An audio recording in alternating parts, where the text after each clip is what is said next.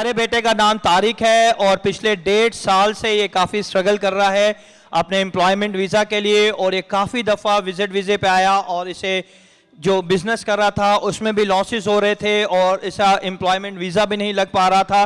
और खुदावन के नाम को जलाल देने के लिए यहाँ मौजूद है कि खुदावन ने इनके सारे एम्प्लॉयमेंट वीज़े का बंदोबस्त किया है। ज़ोरदार तालियां बजाएं और यीशु के नाम को जलाल दें, क्योंकि खुदावन के नाम को जलाल देने के लिए आज हम यहाँ मौजूद हैं।